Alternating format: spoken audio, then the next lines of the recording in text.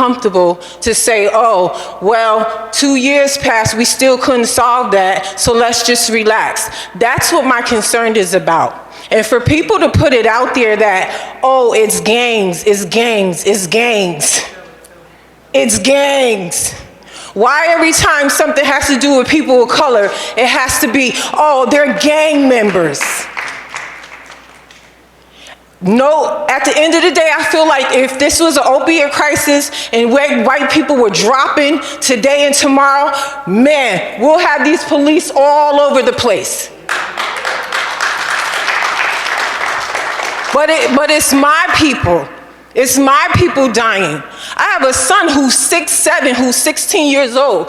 Who's to say he's in high school? Who's to say he's walking down the street minding his business and one of the KPD come up on him and question him because he looks like his brother next door? That's my concern.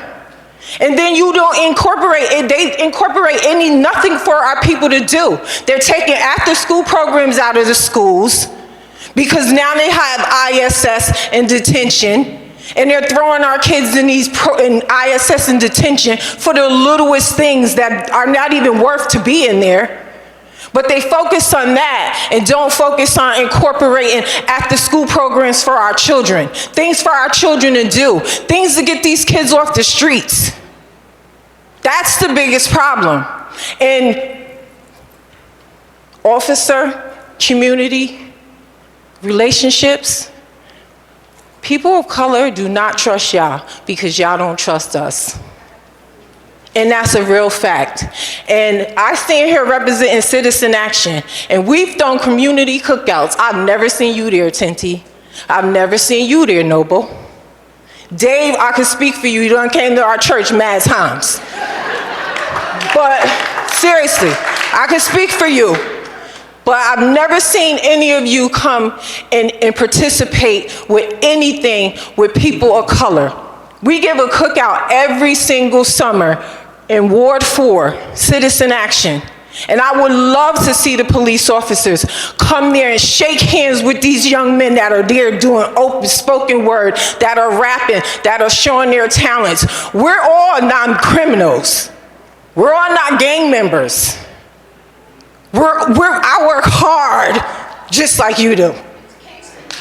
So we're all not bad people. And for people to put us all in the same category is what troubles me. And for people to say, oh, we shouldn't be concerned is what troubles me. Because I should be concerned. Because someone can come in my house and rob me. They're not gonna come in Noble's house. They sure ain't coming in Tinti's house. They're gonna come in Shy's house. And then, as a woman of color, I protect myself, then I'm in trouble if I protect myself. So I do not want you guys to get chillaxed. I mean, I moved here to get away from crime. And now it's starting to be like Poughkeepsie. It's starting to be like Newburgh. And that's what I moved away from. So don't give up on our people. And we are not theys. We have names. My name is Shy. And sir, we should be afraid. Very afraid. Because we're the affected community.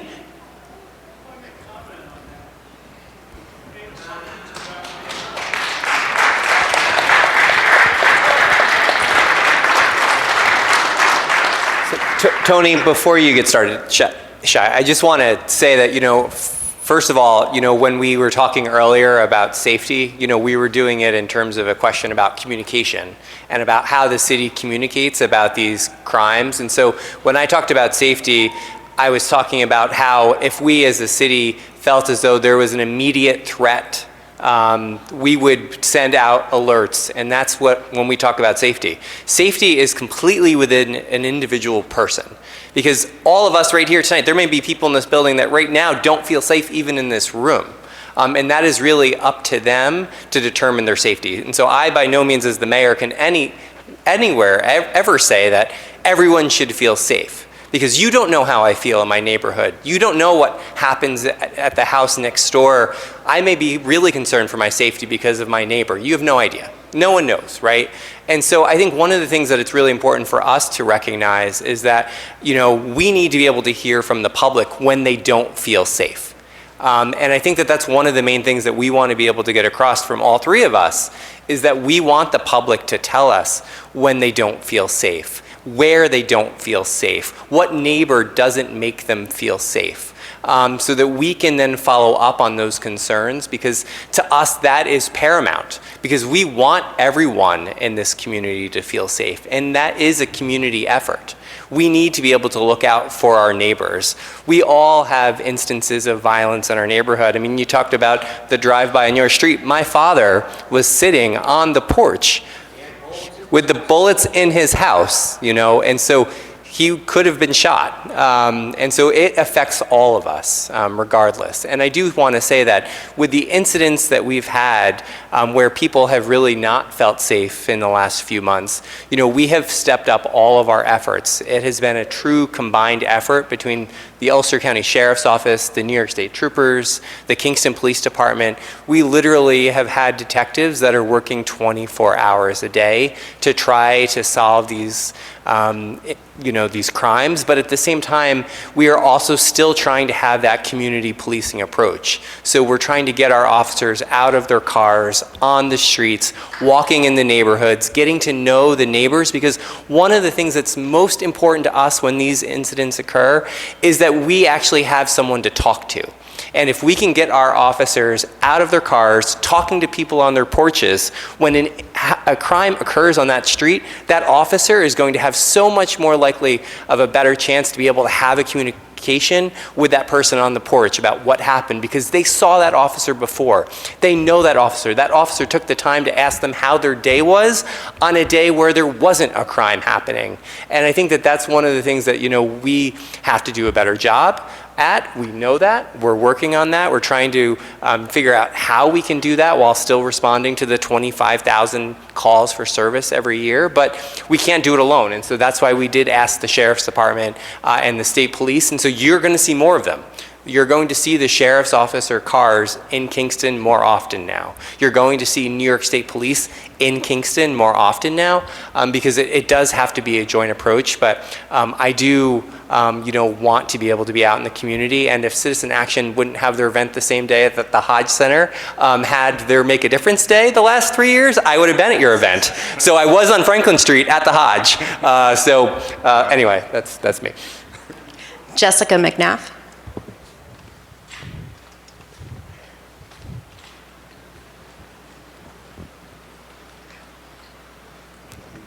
How you doing? I don't have a lot of statistics like Rise Up. I could just speak from a citizen standpoint on the trust issue. There is a big trust issue going on between this community and police and council. There's a trust issue of people not following through on the things that they are voted into office to do. They're not doing it. I go back to even simple stuff where, for lack of a better word, there's shade, because to me, the whipping block that's still in front of Kingston Police Department sends out some type of message to a lot of people and doesn't make the police department approachable. I don't want to go in there. I don't feel like if I go in there that what I say is going to be heard and it's going to be proper, just because of what I see before I go into the police station. That's a mindset already. And this is what we need to work on. And we need to work on the community side of it. Us as a people in the community need to come together and stop protecting people who are doing things that they have no business doing. And that's just a fact. And in conjunction with that, then maybe something could be done. But as I see it right now, Kingston Police Department is not very approachable. I am a citizen. I've been to Kingston High School. I've been to Rondout High School. I do not have a criminal record. I have never been arrested, but yet I got pulled over. And when I got pulled over, you start asking me about other people. Do you know this person? Do you know that person? What does that have to do with me being pulled over? And then when I ask what I'm being pulled over for, I can't get an answer because I didn't run the stop sign. I did everything I was supposed to do. So now I just feel like I was a black person getting pulled over 2 o'clock in the morning in the summertime because I was black and they thought I might know some other people. And that is not right. And that does not make me feel comfortable and trusting with the police. So you do have to get out of your cars. And it has to be a much bigger effort than it is right now. It has to be a much bigger effort. And it can't be just getting out, shaking your hand, and getting out and doing double dutch and dancing with some people at a cookout. These kids need to know that they could come to you and talk to you and trust what they come to you and say is going to be said to you. And if they're saying it in confidence to you, it is not up to Kingston Police Department to ride somebody around in Kingston in a car and then they wind up dead because people saw them riding around in the car. That is a direct link. So you have to do a better job at what you're doing and accumulating your information and making people feel like they are going to be safe if they come to you and give you information on a crime and there's not going to be retaliation against them and their family.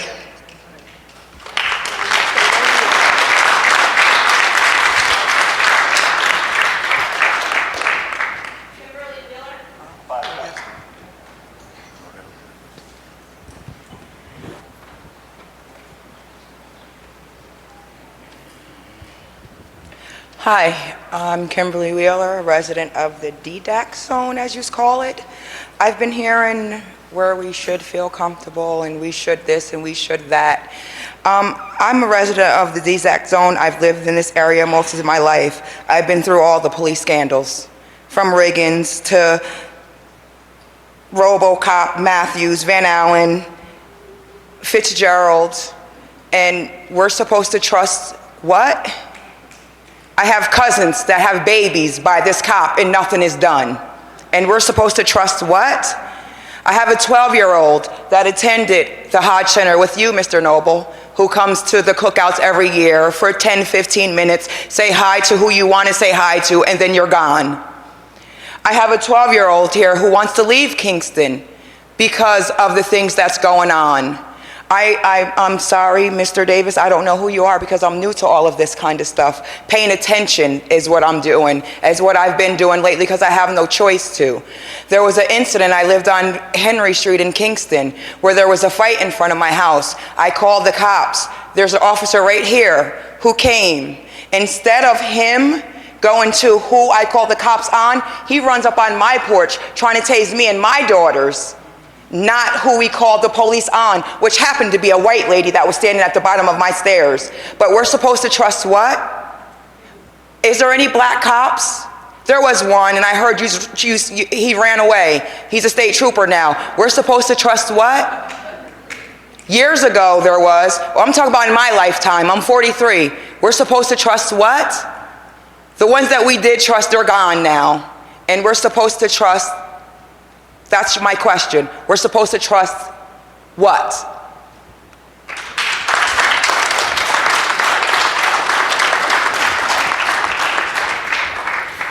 You're supposed to trust in the fact that we are doing everything we can to make things right. Plenty of times in my lifetime that you don't. Maybe not you personally, but the Kingston Police Department.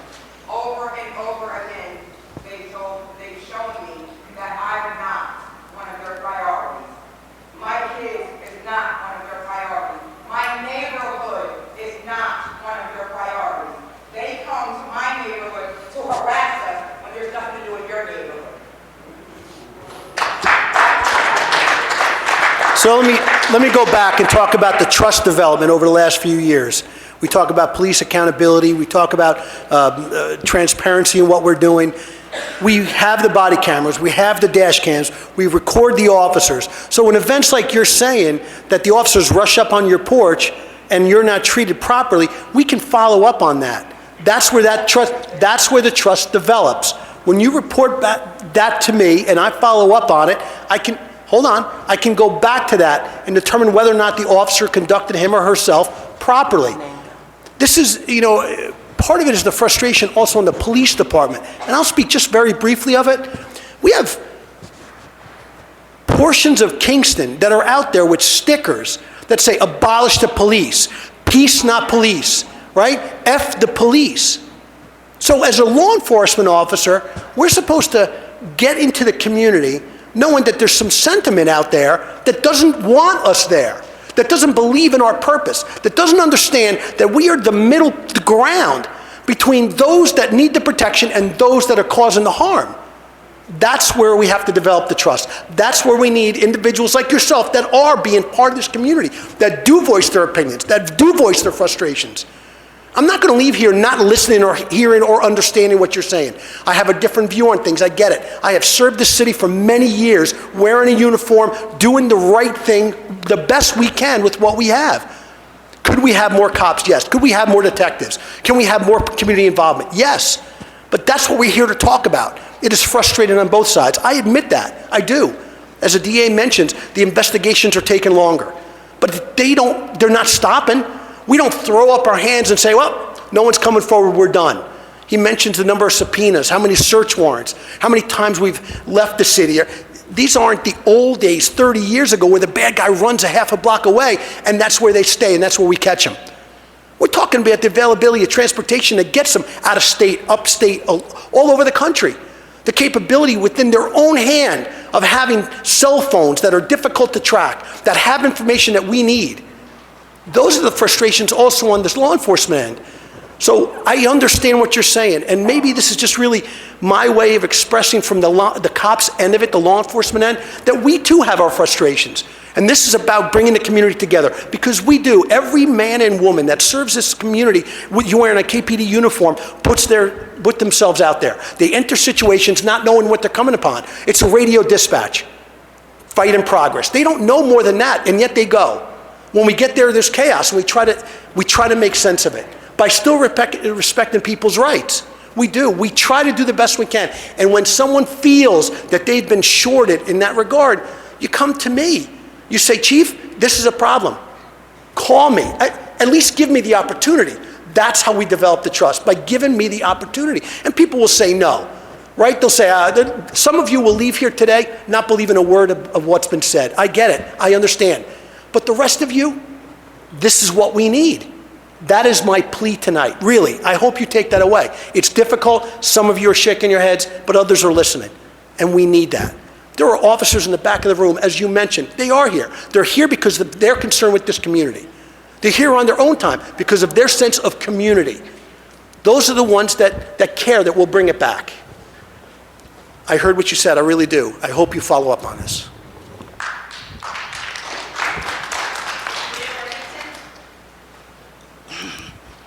Good afternoon. So I wasn't going to stand, but Councilwoman for Ward 4, and Ward 4 is the ward that's being impacted by everything that's being talked about tonight. And so I just feel like I just need to stand up and advocate for my ward. And you've heard over and over again about the the underlying factors of why gun violence takes place. And Chief Tinti, as much as I value my relationship with you, I just feel like you don't get it. I feel like you don't get it. DA Clegg, I know you get it because I've seen your work, your activism, and I know where you stand on issues.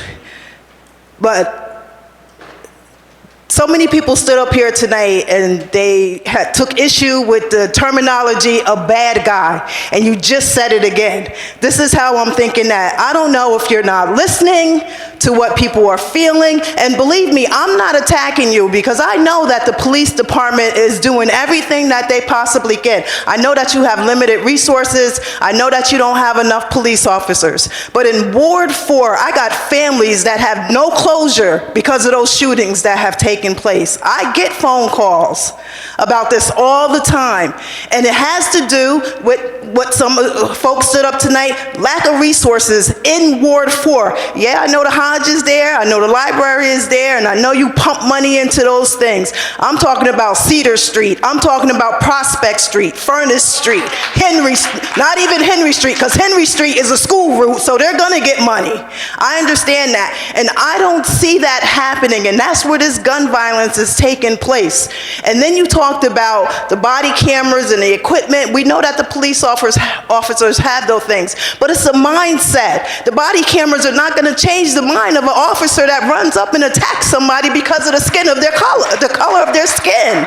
So it's gotta be some trainings that are going on. And then we talked about policing and community efforts and things of that nature. We did this 3 years ago. For 2 years, we had policing and community forums. And yet we find ourselves back in the same situation again. Policing and community, it's got to change. It's got to change. It has to be a relationship established with people of color. And for those, do I sound like I'm a little upset? I am, because it's my community and my ward that is being impacted by this, and we feel like it's not happening. And I sit on the council, and I represent the council, and I love you all, but I'm going to stick up for my people, and I'm going to stick up for my ward. And when I feel like things are not happening in my ward, I'm going to tell you about it. And so it's got to change. It's got to change. And I agree with a lot of what folk have said tonight about if it was in your neighborhood, Mayor Noble, you know I said to you this. Oh, calm down, Rita. Calm down. You know I said this to you before. When that shooting took place on Cedar Street, there were lights out in my neighborhood. I begged for lights to be up there. I said that if that shooting was in your neighborhood and your lights were out, you would have had a light up just like that. The lights came on after the shooting took place. Something's wrong with that. Something is wrong with that. And I know the city was switching over to LEDs, but criminal activity is more apt to happen when darkness is around. And so something needs to be changed. Something has got to change. I know it does. Chief, I love you, but I need you to understand what folk are talking about. I don't think you get it. I really don't think you get it.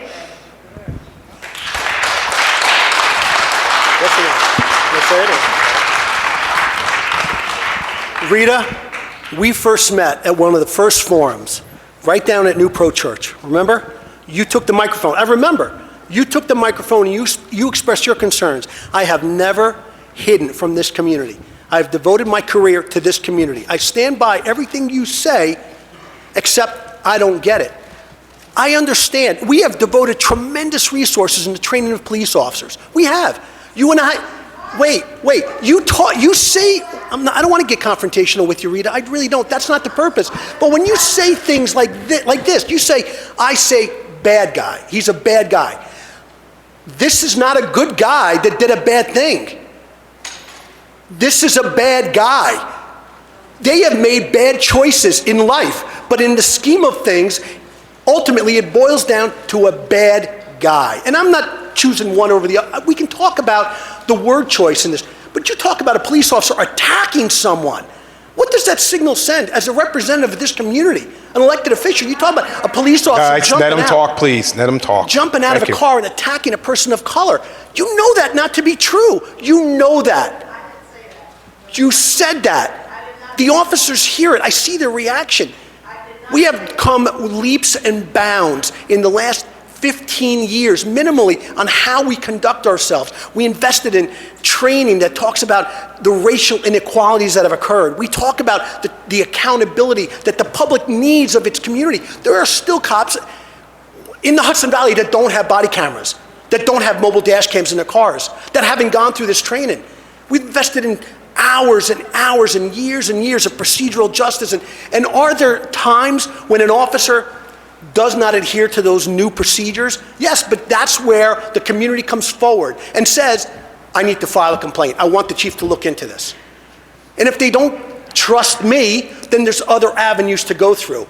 We've said, go to the DA's office, go to the Attorney General's office, go to the police commission. You yourself as a member knows what goes on there, right? You understand. So it is, and this goes right back to what I'm saying, Rita, and I do hear you. I hear the frustration, I do, but hear mine as well. We have been doing this a long time, and when events like this happen, people want to say how bad it is in Kingston, or what we're not doing, or what we should be doing. We are doing everything we can. The mindset of the police officer, we start engaging that at the academy level. At the academy level. But do they bring with them at that point perhaps biases that we have to explore and discuss and openly really kind of point out? Yes, but we do that. The city, the mayor has invested in this Peaceful Guardian project with Lester Strong. And I can tell you, that wasn't a one and done program. We continue that. In fact, we believe so strongly, and to the woman on the other side that talked about meditation, a component of that was the wellness component of the officer, because we understand how cluttered and how difficult it is to maintain our level of sense of community sometimes when we come across people that don't want us there. But we try harder. So this year we've incorporated it into our in-service. Lester is coming back with his trainers, his teachers, to teach us better ways. We take an hour every in-service to do that. So we are trying. We really are. I don't want anyone to think that the police department in Kingston isn't. Do we need additional resources? Absolutely. Do people criticize us? If I were to say, you know what, no one's coming forward today, right? As the DA points out, some individuals don't feel comfortable coming to the police, whatever their thing is, whether it's a neighbor, whatever it might be. So I say, listen, if you can't do that, then technology can replace that. We can talk about cameras. You and I have talked about those cameras that were broken, that weren't up there, that were used for deterrence than anything else. But other members of the community would tell you cameras are not the answer, right? It's Big Brother watching. So there's a frustration there. I offer solutions to some degrees that some people don't like. But we got to work through that together. Rita, I'll say this. I do love you, and we've been through a lot together. I really have. But this...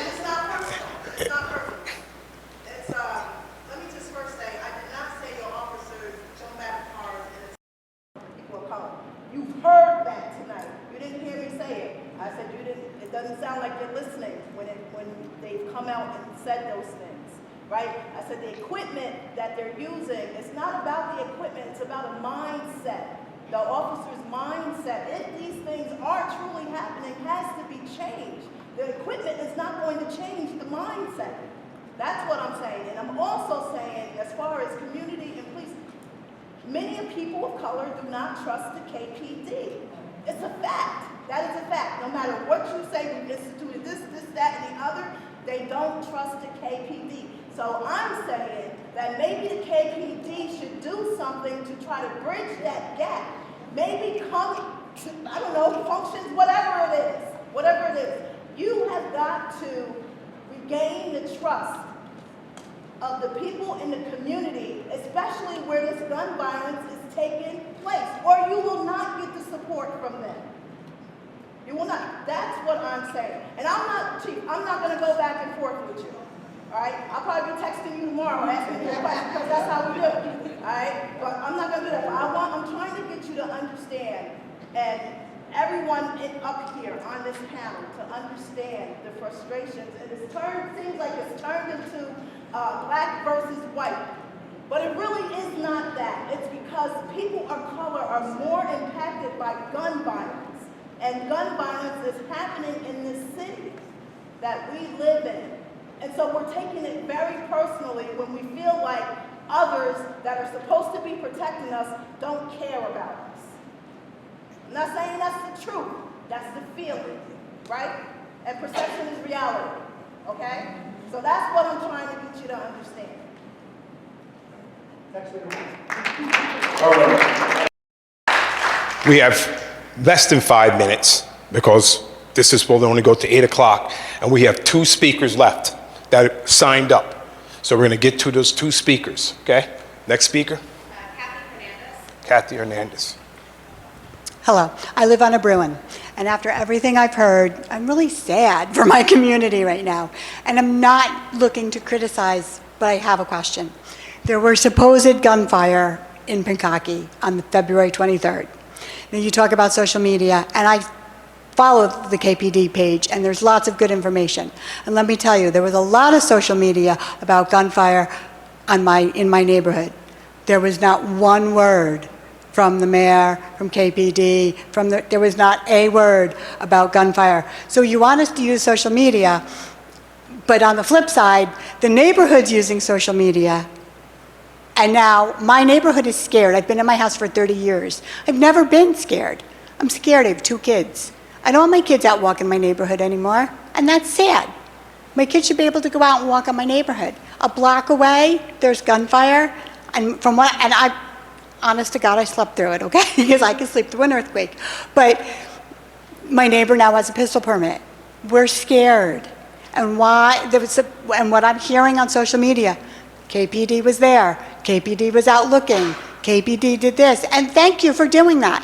But why weren't we told, yes, there was gunfire, no, there wasn't gunfire, you guys are crazy, you guys aren't, why weren't we told we're scared? And I shouldn't be scared. I shouldn't be scared for my kids.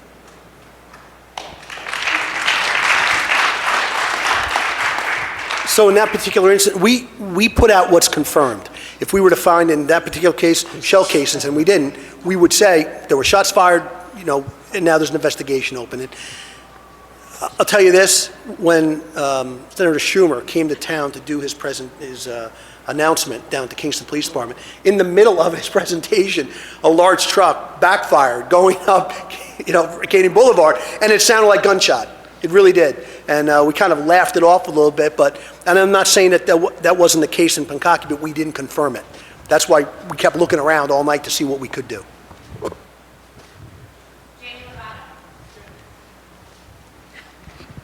Thank you. Hi, everyone. I have a few different things I want to say based on some things that I've heard tonight. One thing is I'm wondering why residents who make bad decisions are held to a higher standard than officers who are trained and are working for the public, who get salaries and we have people in our community here who are struggling to get by, and we have officers that are, and they're being held to a higher standard than our officers who are working for the community. We want our community to be safe.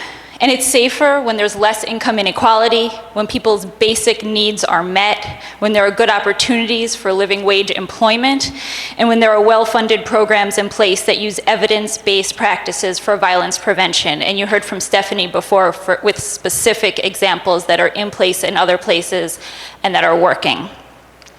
Young people need safety and belonging, and so they need to have those types of opportunities to feel connected and to have avenues for community and for, again, being connected. Tinti, you had said something about seeing signs about people who want to abolish the police.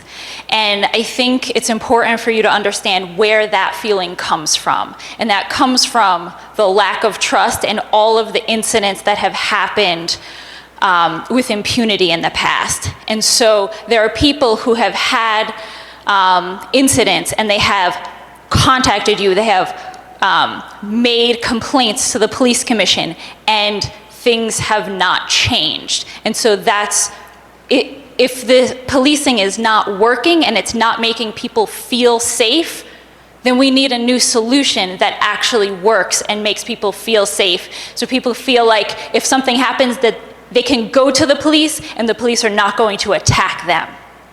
And if they share something, that they will be protected. And if they don't feel, if people in our community, if we don't feel like we can do that, policing's not going to work. So that's a reason why you see those messages. And I think it's really important for people to understand that there's a reason for that.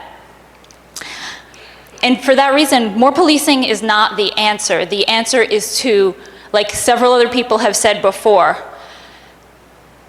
get to the root cause of why violence is happening and solve those problems. And when you solve those problems, when people are not doing things out of desperation, we will all be safer. And so we need to make sure that that happens and not just turn to policing, because policing so often results in abuse, and that is really unfortunate, and it makes us all less safe. Thank you.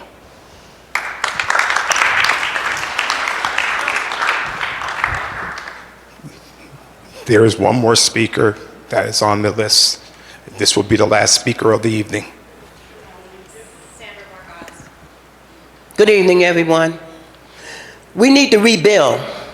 We're talking about 17 and 13 and 2000, but we need to rebuild. I'm a chaplain. I'm from Point of Praise Church. I worship there. And I'm with the New York State Chaplaincy Task Force. And I have some of my colleagues are here that we're going to the prison 3 and 4 times a week. And there's people in there that don't even know why they're there. And we're trying to get to the bottom of why they're in there. They rode around in the police car because they didn't finger somebody or say, yeah, they did it, they're in there. Young women and young men. And it's black and white. Ain't no whole lot of black. Ain't no whole lot, it's black and white. Hello in here? Yes, and so we need to recognize, we need to know, we need to teach.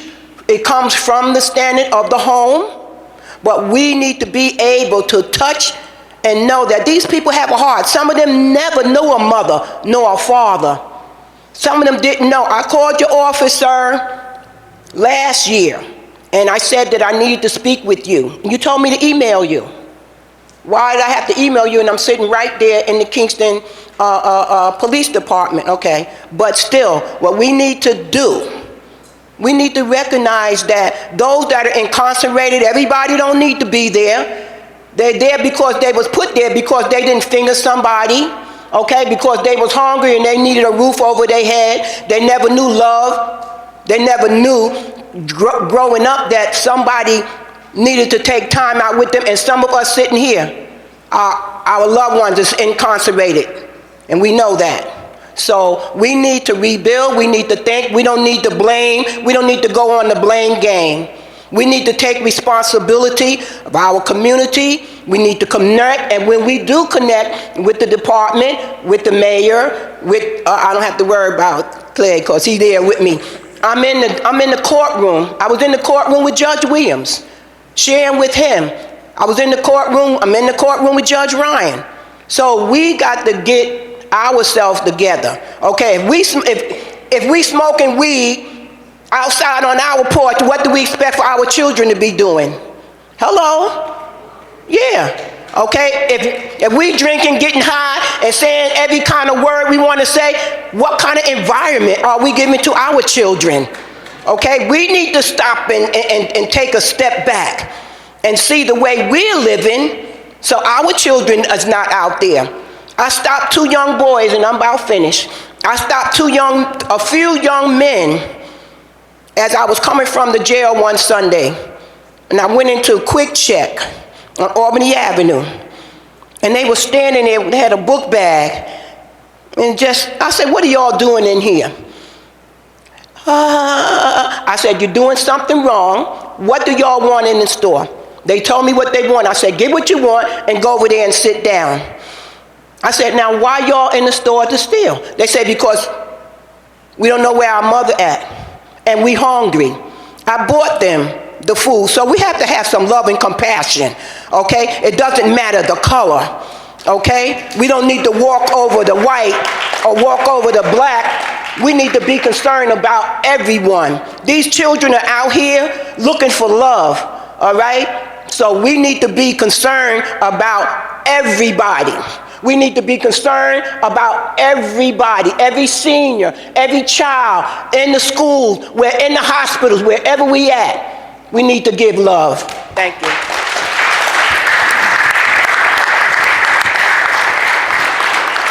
So, just in closing, I want to thank everybody who came out, and to the ones that spoke and asked questions and gave comments. I want to thank the speakers for taking the time to listen and answer. And this should not be the end of this, all right? It doesn't end because this meeting's over with. Again, there's a lot of good things were said here and heard. We need to start incorporating some of those things. We need to start reaching out to our neighbors, right? How you doing? What's going on? You going out of town this week? Oh, I'll check on your house. I'll make sure everything's okay. All right? Go and talk to your elderly neighbors. You need anything? That's how we start, again, rebuilding this community where it's safe for all right? So this is just the one first step. We got to keep on building. And you have concerns or comments, you don't have to wait for this meeting. The chief, the DA, the mayor's office is always open. All you got to do is come. Sometimes you might have to make an appointment, right? They have other things to do. They can't just say, I'm dropping everything to make it. But if they're not there available for you, leave a message. Say, I'd like to set up an appointment with you. I can't see either one of these three gentlemen saying, I'm not going to have a meeting with you. I'll get back to you. That's what you have to do. You cannot be scared. You have to just keep on going forward and keep on reporting it. All right? Thank you again for coming.